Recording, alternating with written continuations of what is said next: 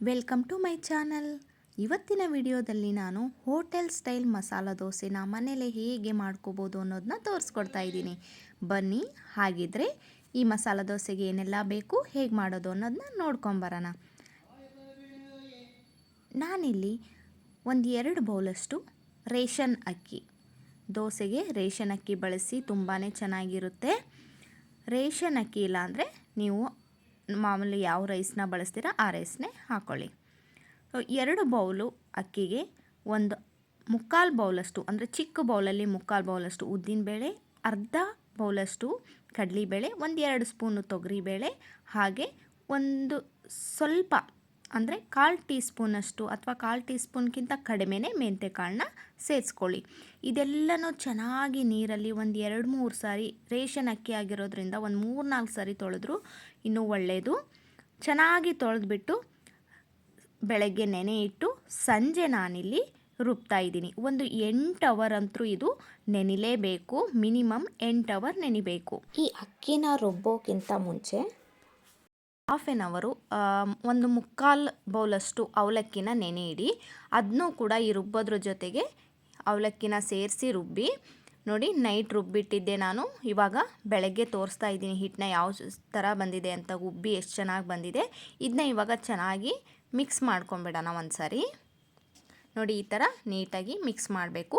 Mix ಮಾಡಿದ ಮೇಲೆ ನಾನು ಇದನ್ನ ಒಂದು ಬೇರೆ ಚಿಕ್ಕ ಪಾತ್ರೆಗೆ ಎಷ್ಟು ಬೇಕು ಹಿಟ್ಟು ಇವತ್ತಿಗೆ ಅಷ್ಟನ್ನೇ ತೆಗಿತಾ ಇದ್ದೀನಿ.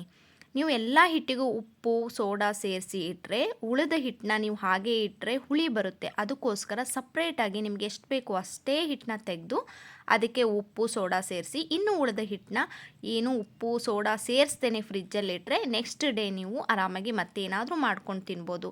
ಉತ್ತಪ್ಪ ಆಗಿರ್ಬೋದು, ಸೆಟ್ ದೋಸೆ ಆಗಿರ್ಬೋದು ಮಾಡ್ಕೊಂಡು ತಿನ್ಬೋದು, ಹುಳಿ ಬರೋದಿಲ್ಲ. ನೋಡಿ, ಇದಕ್ಕೆ ಇವಾಗ ಈ ಹಿಟ್ಟಿಗೆ ಉಪ್ಪು ಮತ್ತು ಒಂದು 1/4 ಟೀ ಸ್ಪೂನಷ್ಟು ಸೋಡಾ ಮತ್ತು ಸ್ವಲ್ಪ ಅಂದರೆ ಒಂದು ಅರ್ಧ ಟೀ ಸ್ಪೂನಷ್ಟು ಸಕ್ಕರೆನ ಕೂಡ ಸೇರಿಸ್ತೀನಿ. ಇದೆಲ್ಲನೂ ಚೆನ್ನಾಗಿ ಮಿಕ್ಸ್ ಮಾಡಬೇಕು.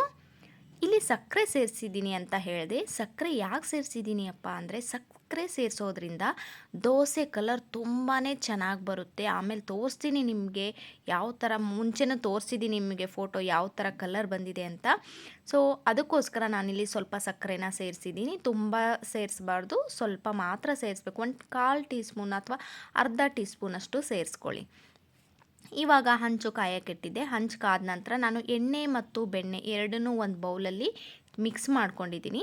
ಫಸ್ಟ್ನೇ ದೋಸೆ ಮಾಡೋಕ್ಕಿಂತ ಮುಂಚೆ ಹಂಚಿಗೆ ಎಣ್ಣೆನ ಹಚ್ಚಬೇಕು. ಎಣ್ಣೆ ಹಚ್ಚಿದ ನಂತರ ನಾವು ನೀರನ್ನ ಹಚ್ಚಬೇಕಾಗುತ್ತೆ.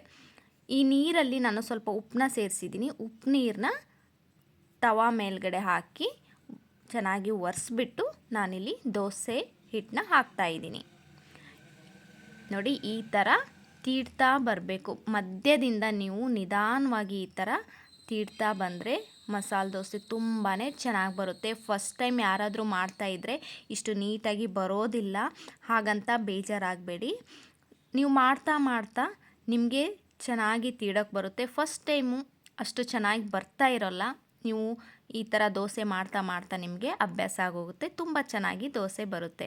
ಸೊ ಮೇಲ್ಗಡೆ ಇವಾಗ ನಾನು ಏನು ಬೆಣ್ಣೆ ಮತ್ತು ಎಣ್ಣೆನ ಮಿಶ್ರಣ ಮಾಡಿಟ್ಟಿದ್ದೆ ಅದನ್ನ ಹಾಕ್ತಾಯಿದ್ದೀನಿ.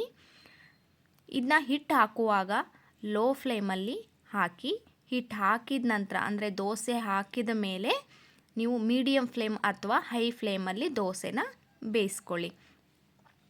ಇವಾಗ ನಾನು ಮೇಲ್ಗಡೆ ಸ್ವಲ್ಪ ಶೇಂಗಾ ಪುಡಿ ಅಂದರೆ ಕಡಲೆ ಬೀಜದ ಪುಡಿನ ಹಾಕ್ತಾಯಿದ್ದೀನಿ.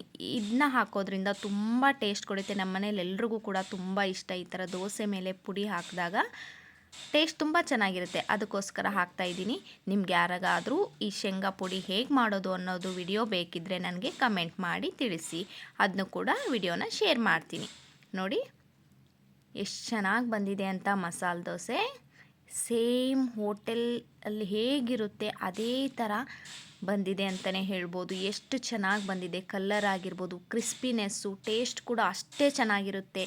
ನೋಡಿದ್ರಲ್ಲ, ಹೋಟೆಲ್ ಸ್ಟೈಲ್ ಮಸಾಲ ದೋಸೆನ ಮನೇಲೇ ಹೇಗೆ ಮಾಡ್ಬೋದು ಅಂತ ಖಂಡಿತ ಒಂದು ಸರಿ ಟ್ರೈ ಮಾಡಿ. ನಾನು ಹೇಳಿರೋ ಅಳತೆಯಲ್ಲಿ, ನಾನು ಹೇಳಿರೋ ವಿಧಾನದಲ್ಲಿ ಯಾವುದ್ಯಾವುದನ್ನು ಎಷ್ಟೆಷ್ಟು ಹಾಕಬೇಕು ಅಂತ ಹೇಳಿದ್ದೀನಿ. ಅದೇ ಥರ ಮಾಡಿ ನೋಡಿ, ತುಂಬ ಚೆನ್ನಾಗಿ ಬರುತ್ತೆ ಈ ಮಸಾಲೆ ದೋಸೆ.